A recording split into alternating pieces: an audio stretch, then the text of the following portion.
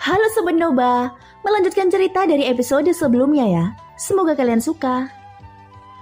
Sungguh orang-orang yang membosankan, dan mereka bahkan tidak membiarkanku melihatnya.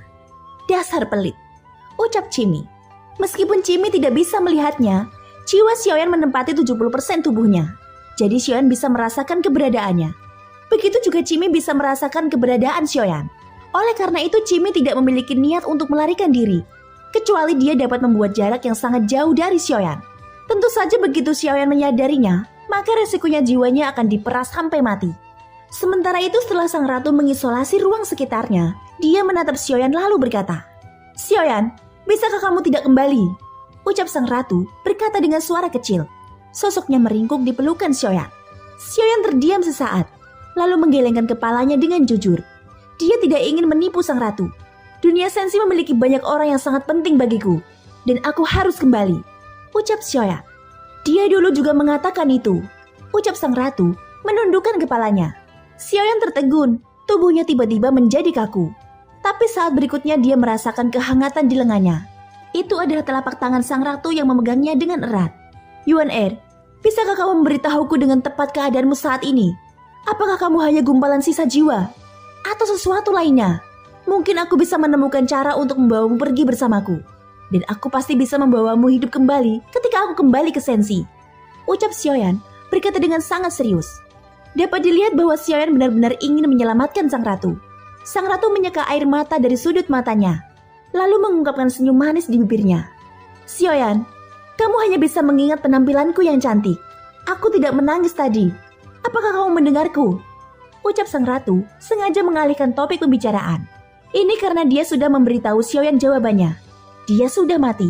Tidak ada kemungkinan kebangkitan sama sekali. Jika dia bisa, dia pasti sudah melakukannya. Belum lagi sang ratu tidak pernah ingin dibangkitkan. Xiaoyan masih memandang sang ratu dengan serius. Dia sedang menunggu jawabannya. Jika ada harga yang harus dibayar, Xiaoyan tidak akan ragu melakukannya. Di bawah tatapan serius Xiaoyan, sang ratu hanya bisa secara bertahap menyingkirkan wajahnya yang tersenyum. Dia mengerti bahwa dia harus memberi jawaban pada Xiaoyan. Aku sebenarnya adalah sisa tubuh spiritual. Semua pikiran telah hilang, karena pada saat itu aku merasa hidup tidak ada artinya, dan tidak perlu terus ada. Aku secara pribadi menghancurkan tubuhku, begitu pula jiwaku. Aku tidak ingin bereinkarnasi. Ini adalah jiwaku sendiri. Setidaknya aku memiliki hak untuk mengambil keputusan. Jadi aku memilih untuk pergi dan menghilang sepenuhnya, sampai aku bertemu denganmu. Maaf Xiaoyan, aku tidak berpikir itu akan menggerakkan hatimu. Awalnya aku hanya ingin menggodamu. Aku tidak pernah berpikir kamu akan jatuh cinta padaku. Apakah kamu akan menyalahkanku? Ucap sang ratu. Matanya yang indah dipenuhi air mata lagi. Wajahnya memerah dan emosinya sudah sedikit di luar kendali. Ya, jadi kamu harus menemukan cara untuk tidak meninggalkanku, ucap Xiaoyan menatap sang ratu. Ada rasa sakit yang menusuk di hatinya. Xiaoyan, bisakah kamu tidak menyalahkanku? Kuharap kamu akan selalu mengingatku. Dan kamu hanya diperbolehkan mengingat penampilanku yang cantik, ucap sang ratu menatap Xiaoyan dengan serius. Ini adalah keinginannya. Yuan Er, apakah benar-benar tidak ada cara? Bahkan jika itu hanya sedikit, setidaknya masih ada harapan. Tanya Xiaoyan masih tidak mau. Dalam ratusan tahun yang singkat ini, hubungan antara Xiaoyan dan sang ratu sudah sangat dalam. Itu juga cerita di antara mereka dan tidak ada hubungannya dengan Zuzang. Sang ratu tampak kesepian, dengan kepala tertunduk seperti anak kecil yang melakukan kesalahan. Dia menggelengkan kepalanya lalu berkata, "Ini adalah tubuh spiritualku. Yang tersisa hanyalah kekuatan dan ingatan hidupku. Tidak ada jiwa utama atau sisa jiwa. Ini hanya kesadaran. Bahkan Zuzang tidak bisa melakukannya. Xiaoyan, aku tidak bisa dibangkitkan. Ini adalah kebenaran," ucap sang ratu memandang Xiaoyan dengan serius. Meskipun pria di depannya tidak memiliki satu air mata pun di matanya, tetapi bola mata merah itu dapat mengatakan bahwa hati Xiaoyan sangat hancur. Rasanya tidak kurang dari sebilah pisau yang menembusnya dan memutar hatinya dengan keras. Sang ratu lalu melanjutkan, "Meskipun ini hanya tubuh spiritual, tetapi semua yang terjadi di antara kita adalah kebenaran. Xiaoyan, kamu harus mengingatku selamanya." "Oke," ucap sang ratu menggigit bibirnya. Xiaoyan menatap sang ratu, matanya berkilat dengan kemarahan. Dia sangat marah karena terlalu takut kehilangan. "Aku pasti akan mengingatnya. Aku akan mengingatnya selamanya." "Chen Xianyuan," ucap Xiaoyan setelah beberapa saat. "Hehehe, oke." Xiaoyan adalah suami Chen Xianyuan dan telah menjadi suaminya selama sisa hidupnya. Terima kasih. Xiaoyan, arti hidup tidak lebih dari ini. Biarkan aku menciummu lagi. Oke, ucap sang ratu. Bibir hangat dan lembut permaisuri menekan bibir Xiaoyan. Xiaoyan tidak menekan emosinya. Dia dengan erat memeluk sang ratu ke dalam pelukannya, seolah ingin mengintegrasikan sang ratu ke dalam tubuhnya. Tapi Xiaoyan mengerti bahwa semakin erat dia memeluknya, semakin dekat dia dengan kehilangan. Jika itu hanya tubuh spiritual, itu dapat dipertahankan melalui sumber daya. Yuan ikutlah denganku. Bahkan jika itu tidak dapat dibangkitkan, setidaknya masih bisa mempertahankan keadaan saat ini. Ucap Xiaoyan, menundukkan kepalanya dan berbisik pelan kepada wanita di pelukannya. Tubuh spiritual ini hanya bisa ada di alam Suanyin dan tidak bisa pergi. Ucap sang ratu menggelengkan kepalanya. Xiaoyan terdiam. Pemisahan telah menjadi fakta dan tidak dapat diubah lagi. Pada saat ini tidak terasa kelinci Bingyun sudah membawa Xiaoyan ke planet di tempat pertama kali dia tiba di alam Suanyin. Semua orang yang memasuki alam Suanyin dari sini secara alami akan pergi dari sini juga. Namun sebenarnya Xiaoyan tidak perlu datang ke sini. Dia dapat langsung melewati pohon dunia di pagoda emas. Sekarang sudah waktunya bagi Xiaoyan kembali ke dunia sensi. Namun Xiaoyan masih sangat enggan untuk berpisah dengan sang ratu. Xiaoyan memeluknya untuk waktu yang lama, sampai sang ratu menepuk Xiaoyan dengan lembut. Baiklah, mengapa lelaki besar itu masih menangis? Sudah saatnya pergi, ucap sang ratu. Xiaoyan tidak melepaskannya, karena dia tahu bahwa perpisahan ini berarti tidak akan ada kesempatan untuk bertemu dengan sang ratu lagi. Sang ratu mendorong Xiaoyan sedikit. Meskipun dia memiliki senyum di wajahnya, tetapi air matanya tidak bisa berhenti mengalir. Aku mencintaimu di masa lalu dan di kehidupan ini. Sebelum aku pergi, aku akan memberimu satu keberuntungan terakhir. Aku akan memberikan diriku untukmu, ucap sang ratu tersenyum lembut. Tunggu, Yuan jangan, ucap Xiaoyan merasakan lengannya kosong. Sosok permaisuri berubah menjadi gelembung, kemudian menyatu dengan tubuh Xiaoyan, dan sosok permaisuri menghilang. Xiaoyan, kisah kita harus berakhir di sini. Ini adalah energi dunia milikku, dan aku memberikan semuanya padamu sekarang. Namaku Chen Xianyuan, aku istri Xiaoyan, ucap suara terakhir sang ratu. Suaranya menjadi lemah dan halus.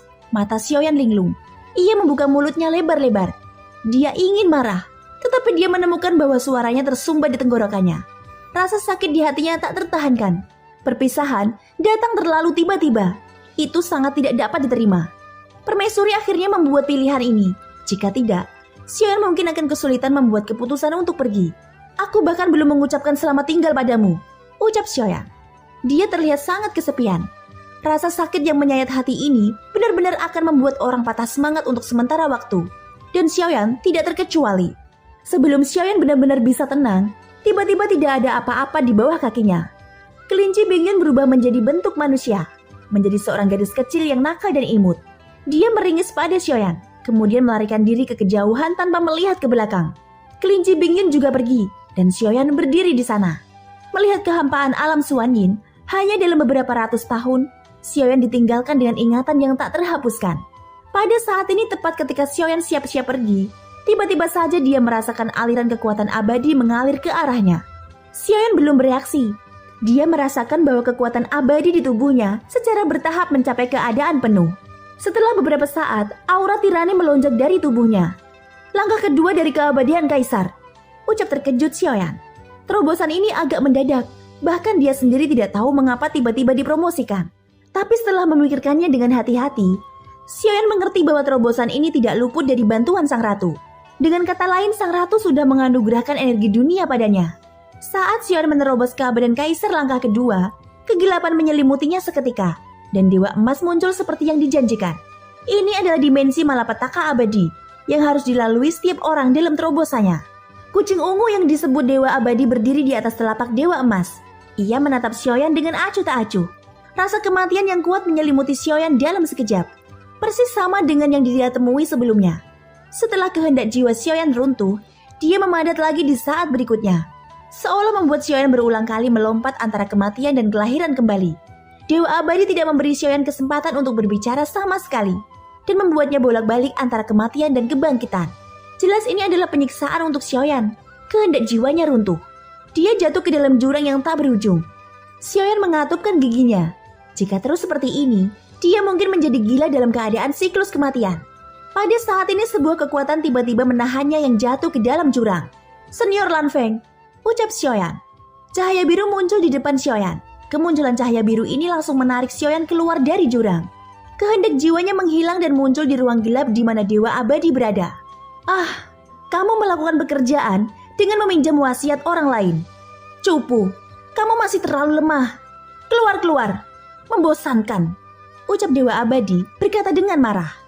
Dengan lambaian tangannya, kehendak jiwa Xiaoyan pecah keluar dari ruang gelap. "Saya ingin menasehatimu. Jika kamu belum mencapai kehendak yang cukup kuat, jangan tinggalkan kekuatanmu sesuka hati. Jika tidak, kamu tidak akan dapat melewati ujian ini," ucap suara terakhir dari Dewa Abadi. Meskipun Xiaoyan telah mengalami perasaan yang sama sebelumnya, tetap saja dia tidak bisa untuk tidak ketakutan oleh siklus kematian. Hatinya bergetar, sulit untuk tenang, karena perasaan kematian terlalu nyata. Dan Xiaoyan tidak dapat melakukan perlawanan ketika diseret ke dalam siklus kematian. Xiaoyan hanya bisa menunjukkan senyum pahit mendengar penghinaan dari Dewa Abadi. Setelah beberapa saat dia membuka matanya di dunia nyata, detak jantungnya perlahan menjadi tenang. Aura yang memancar dari tubuhnya telah mencapai langkah kedua. Setelah terobosan barusan, Xiaoyan terkejut di dalam hatinya. Malapetaka abadi jauh lebih menakutkan daripada malapetaka dewa. Dewa Abadi jelas tidak memberi Xiaoyan rasa cinta apapun. Bahkan Xiaoyan merasa bahwa Dewa Abadi telah menggandakan penyiksaannya. Xiaoyan tersenyum pahit. Ini pasti terkait dengan permusuhan yang ditinggalkan oleh Susang. Sepertinya Susang benar-benar tidak pandang bulu. Sekalipun itu kehendak dunia, dia tidak takut untuk menyinggungnya. Hal ini tidak hanya tidak meninggalkan masalah bagi Xiaoyan, tetapi juga akan menyiksanya ke dalam jangka panjang. Xiaoyan menarik nafas dalam-dalam. Jika wasiat abadi Lan Feng tidak muncul untuk membantunya, dia mungkin masih terjebak dalam siklus kematian saat ini. Tampaknya di masa depan, membudidayakan kehendak keabadian juga sangat penting, gumam Xiaoyan. Tidak peduli apakah Dewa Abadi itu keras kepadanya atau tidak, karena kekuatannya semakin kuat, dia pasti tidak akan mampu melakukannya tanpa kehendak yang kuat. Pada saat ini mata Xiaoyan kesepian, kecuali Cimi yang diam seperti orang idiot di sekitarnya. Dengan kepergian kelinci Bingyun, semua yang dia kenal di alam Suanin sudah pergi. Penampilan sang ratu seperti mimpi pendek tapi indah. Xiaoyan sedikit mengepalkan tinjunya, menatap kekosongan ini untuk waktu yang lama. Dia tahu bahwa kesempatan untuk kembali ke sini sangat kecil, dan tidak ada alasan bagi Xiaoyan untuk datang lagi ke alam Suanin. "Chen Xianyuan, aku akan pergi," ucap Xiaoyan. Dia tidak tahu apakah Permaisuri masih bisa mendengarnya atau tidak. Xiaoyan berharap mendapat tanggapan dari Permaisuri. Dia bahkan percaya bahwa Permaisuri belum benar-benar menghilang. Xiaoyan hanya menunggu sebentar, tetapi tidak mendengar suara apapun. Xiaoyan menyerah sepenuhnya. Dia hanya bisa menerima kenyataan bahwa sang ratu benar-benar menghilang. Xiaoyan menoleh untuk melihat Cimi dengan suram. Cimi tertegun sejenak. Dia tiba-tiba merasa sedikit tidak nyaman di bawah tatapan Xiaoyan. "Jangan menolak. Aku akan menyegelmu untuk sementara. Kalau tidak, aku tidak akan bisa membawamu keluar dari alam Suanin," ucap Xiaoyan. Xiaoyan sebenarnya tidak perlu memberitahu Cimi.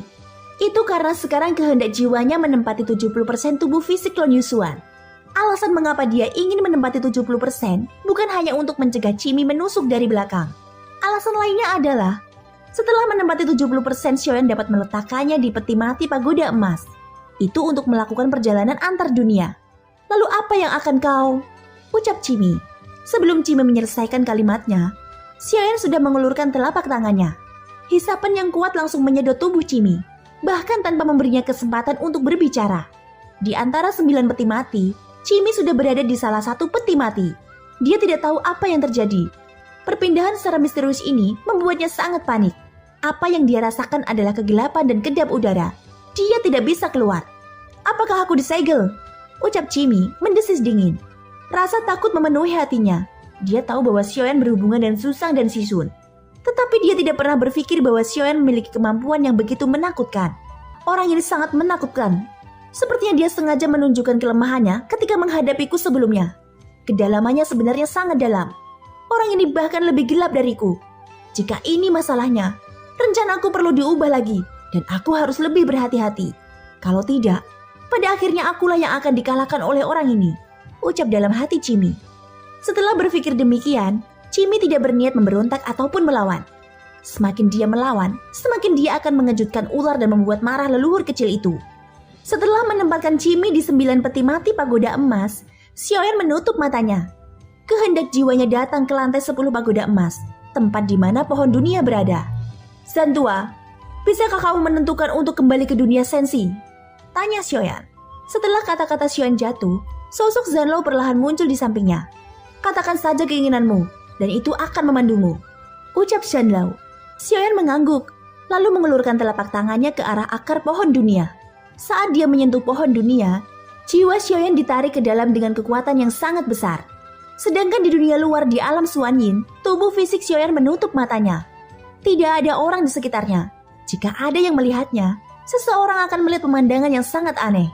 Tubuh fisik Xiaoyan memanjang tanpa batas, lalu diratakan dan akhirnya menghilang ke dalam kekosongan. Lama setelah Xiaoyan pergi, sesosok cantik perlahan-lahan muncul. Sosok itu memegang kelinci berbulu yang tampak seperti anjing di pelukannya. Matanya yang indah tidak memiliki semangat, seolah-olah dia sangat kesepian. Dia pergi, ucap sosok itu yang ternyata adalah sang ratu. Sepertinya dia benar-benar pergi. Kelinci Bingyun, apakah menurutmu dia akan melupakanku? Ucap sang ratu. Kelinci Bingyun baru saja akan membuka mulutnya, tetapi tiba-tiba saja dia menyeringai kesakitan. Oh tidak, ucap kelinci Bingyun. Sang ratu mencabut seikat rambut dari kepala kelinci Bingyun setiap kali dia membuka mulutnya. Kelinci Bingyun tahu bahwa suasana hati sang ratu sangat buruk. Hanya saja kapan dia memprovokasinya? Mengapa dia menjadi pelampiasan seperti ini? Ya atau tidak? Tanya sang ratu. Tidak, ucap kelinci Bingyun sambil menjerit menangis. Kenapa sudah tidak berbulu? Ucap sang ratu. Tidak tahu sudah berapa lama berlalu, di tengah tangisan kelinci Bingyun, sang ratu menundukkan kepalanya hanya untuk melihat dahi kelinci Bingyun menjadi botak. Ups, tunggu dulu. Tentang apakah dia akan datang lagi ke sini atau tidak, aku lupa, ucap sang ratu tampak sedih. Ketika kelinci Bingyun mendengar ini, dia ingin menangis lebih daripada sang ratu. Kelinci, aku pergi, ucap sang ratu berhenti menyiksa kelinci Bingyun. Nyatanya saat memegang kelinci Bingyun, sosoknya berangsur-angsur menjadi transparan. Kemana guru pergi? Aku akan menemanimu, ucap kelinci Bingyun. Kelinci Bingyun tiba-tiba memiliki firasat buruk dan nadanya sedikit resah. Kelinci, terima kasih, ucap sang ratu tersenyum lembut. Kelinci Bingyun merasakan pelukan lembut yang memeluknya berangsur-angsur menghilang. Nyatanya sang ratu sudah lama mati, sekarang tubuh spiritual terakhirnya akan menghilang. Hilangnya tubuh spiritual berarti meninggalkan dunia ini sepenuhnya. Guru, bawa aku bersamamu. Jangan pergi sendiri, ucap kelinci Bingyun menjadi sangat panik. Tetapi ketika dia meraung, sosok sang ratu benar-benar hilang. Guru, kamu selalu meninggalkanku dan kabur lagi. Aku tahu bahwa ini seperti biasanya. Guru pasti kembali ke bintang Xiao kan? Ucap kelinci Bingyun. Untuk sementara, kelinci Bingyun menganggap bahwa ratu sedang menggodanya. Segera dia bergerak menuju ke arah bintang Xiao dengan kecepatan tercepatnya. Namun begitu dia tiba di aula utama tempat pribadi sang ratu, dia tidak melihat adanya sosok di kursi itu. Kelinci Bingyun tidak menyerah. Ia segera pergi ke bintang Wanxiang. Tapi pada akhirnya dia masih tidak dapat menemukan permaisuri di bintang Wanxiang. Berita hilangnya sang ratu menyebar lagi. Jian Xiangyang dan semua orang kepercayaan sang ratu juga pergi mencari jejaknya. Sampai berita itu sampai ke pasukan berkobar, seluruh alam Xuanyin tiba-tiba memicu gelombang pencarian sang ratu. Mereka mencari di hampir setiap tempat di alam Xuanyin, tetapi tidak menemukan jejak permaisuri. Guru benar-benar pergi. Tidak, kamu tidak bisa meninggalkanku sendirian, teriak kelinci Bingyun. Jelas dia yang selalu bersama sang ratu sangat sulit untuk menerima kenyataan ini. Guru mengatakan terima kasih padaku, tapi mengapa kamu benar-benar pergi? Bagaimana bisa guru seperti ini? Apa yang harus aku lakukan? Kemana aku harus pergi? Ucap kelinci Bingyun secara bertahap menjadi sangat putus asa. Baru kali ini dia mengerti di dalam hatinya bahwa sang ratu benar-benar menghilang. Dan menghilang dari dunia ini sejak bicara terima kasih padanya. Jian Xiangyang dan yang lainnya sepertinya sudah menduganya. Karena kejatuhan sang ratu telah menjadi fakta. Selain itu kepergian Xian juga saat sang ratu menghilang. Meski enggan, mereka semua sudah siap secara psikologis. Hanya kelinci Bingyun selalu berpikir bahwa sang ratu akan selalu ada. Jadi dialah satu-satunya yang tidak dapat menerima kenyataan ini. Guru sudah pergi. Lalu apa gunanya keberadaanku? Ucap kelinci Bingyun. Semua orang mencoba menghiburnya, tetapi saat ini tidak ada yang bisa memasuki hati kelinci Bingyun. Tidak ada kenyamanan yang berguna. Kelinci Bingyun memutuskan pergi. Sejak saat itu, tidak ada yang tahu kemana perginya kelinci Bingyun. Tidak ada seorang pun di alam Xuanyin yang pernah melihat kelinci Bingyun lagi. Tampaknya seperti sang ratu. Dia telah menghilang dari alam Xuanyin selamanya. Sin kembali ke tempat Xiaoyan. Pada saat ini Xiaoyan merasa tubuhnya sama sekali tidak berbobot. Sial, perasaan ini terlalu tidak nyaman, ucap Xiaoyan. Tampaknya jiwa dan tubuhnya akan tergenjat pada satu saat dan meregang di saat lain. Perasaan bepergian melalui pohon dunia rupanya lebih buruk daripada siklus kematian di dimensi dewa abadi. Terlebih lagi durasinya adalah hal yang paling sulit untuk dipertahankan. Xiaoyan tidak tahu sudah berapa lama dia menghabiskan waktu dalam cahaya ini. Seluruh jiwanya sepertinya bergerak dengan kecepatan tinggi. Itu berlangsung sangat lama dan baru saat inilah silau di sekitarnya mulai menghilang secara bertahap. Pikiran Xiaoyan terguncang. Dalam lintasan ini, dia samar-samar melihat monster void dan para anggota Taisu. Tetapi pemandangan itu segera menghilang. Setelah beberapa saat, Xiaoyan melihat monster void yang sama beberapa kali berturut-turut. Apa yang membuat Xiaoyan mengerutkan kening adalah pemandangan yang dilihatnya berbeda setiap kali. Dari sini dapat dibuktikan bahwa pemandangan yang dilihat Xiaoyan sangat mungkin nyata. Dan itu adalah anggota Taisu yang mencoba memasuki dunia sensi. 11 kali. Total 11 kali aku melihat gambar Taisu. Jumlah anggota Taisu ini berbeda. Tampaknya mereka pergi ke sensi dari arah yang berbeda. Tetapi tampaknya tidak mudah bagi mereka untuk masuk ke sensi. Ucap Xiaoyan segera membuat analisis dan penilaian dalam pikirannya. Tetapi perasaan antar jemput benar-benar membuatnya sangat tidak nyaman. Dia tidak memiliki banyak kesempatan untuk berpikir. Dan waktu yang lama telah berlalu dalam perpindahan. Pada saat ini Xiaoyan akhirnya melihat sebuah lingkaran muncul di kehampaan di sekitarnya. Ini adalah lingkaran tanpa batas. Dan Xiaoyan masuk ke dalam kehampaan melingkar. Dunia yang tak terhitung jumlahnya berubah menjadi aliran cahaya yang terbang melewati sisi Xiaoyan. Sementara itu Sin diperlihatkan di dalam kehampaan laut barat. Terdapat dua dunia di kehampaan ini, dan kedua alam itu terhubung erat. Jika seseorang memasuki alam tersebut, seseorang akan menemukan bahwa isi dunia sudah hancur berantakan. Ada banyak benua terkoyak, dan benua yang rusak dipisahkan menjadi beberapa pulau. Salah satunya adalah yang terbesar, dan ada sebuah rumah bobrok di pulau tersebut. Kebanyakan dari bangunannya telah hancur. Di bagian gerbang rumah ada sebuah plakat yang telah pecah menjadi dua bagian. Itu tertutup oleh asap dan debu. Pada saat ini hembusan angin meniupkan asap dan debu pada plakat itu, lalu mengungkapkan karakter Xiao. Jelas bahwa rumah bobrok ini tidak lain adalah Xiao Mansion. Sepertinya tidak ada kehidupan di rumah ini. Tetapi di tanah benua yang rusak ada banyak suara-suara teriakan. Dan di atas benua rusak terlihat 7 sosok mengenakan armor besi hitam tergantung di udara.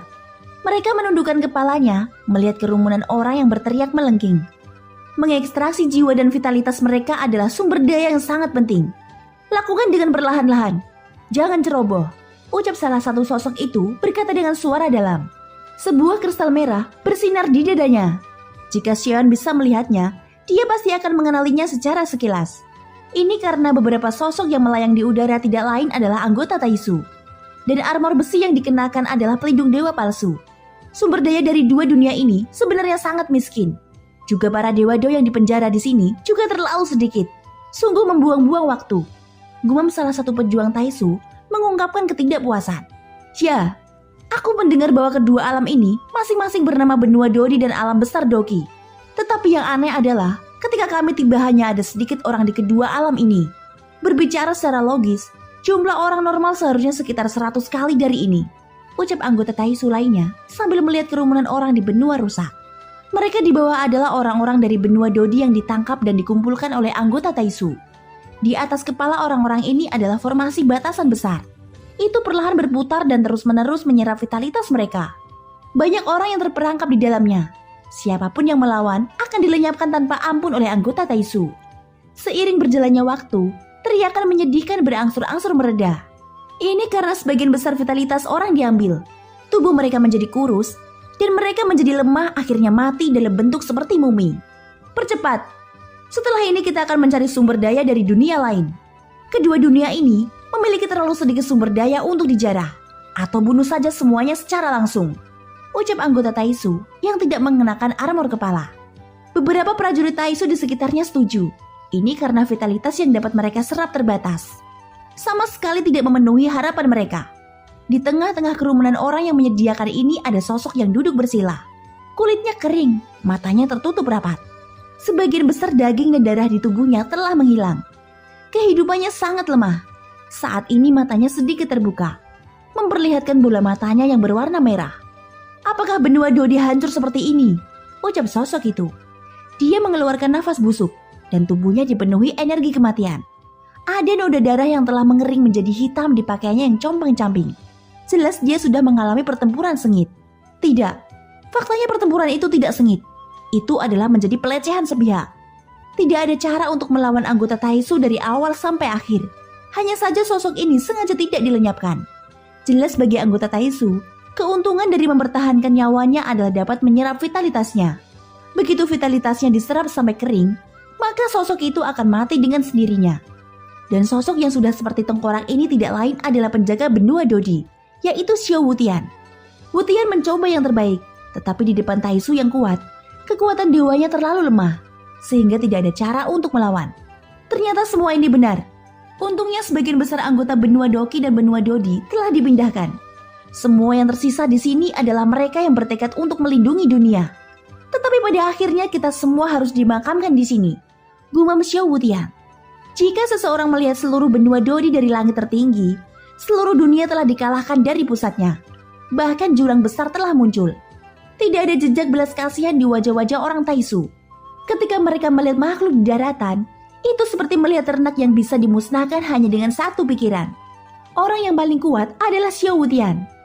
Tetapi bahkan dia rentan di hadapan satu anggota Taisu. Semua orang yang disekap tampak sangat menderita. Mereka hanya bisa menonton tanpa daya ketika melihat tanah air mereka hancur. Yang lebih menyiksa lagi adalah ketika melihat kerabat dan teman di sampingnya tewas satu demi satu. Tetapi mereka juga mengerti bahwa hanya masalah waktu sebelum akhir semua orang sama. Formasi besar di atas kepala terus menyerap vitalitas setiap orang sampai kering. Pada saat ini salah satu anggota Taisu tampaknya kehilangan kesabarannya. Niat membunuh merasuki tubuhnya. Segera pedang hitam muncul di salah satu tangannya, lalu membuat gerakan menebas ke bawah. Melihat ini semua orang dari benua Dodi tidak takut. Sebaliknya mata mereka menunjukkan kelegaan. Jelas daripada menunggu siksaan semacam ini, lebih baik mati secara langsung. Mereka sekarang hanya berharap bisa mengakhiri penderitaan. Siksaan jangka panjang telah menyebabkan banyak orang menderita rasa sakit yang hebat. Pada saat ini, energi pedang meraung ke bawah. Dengan energi pedang ini sudah cukup untuk membunuh semua orang yang tersisa. Bahkan Xiao Wutian hanya menghela nafas ringan, seolah-olah dia telah pasrah pada nasibnya. Benua Dodi akan menghilang. Tidakkah kamu kembali dan melihatnya?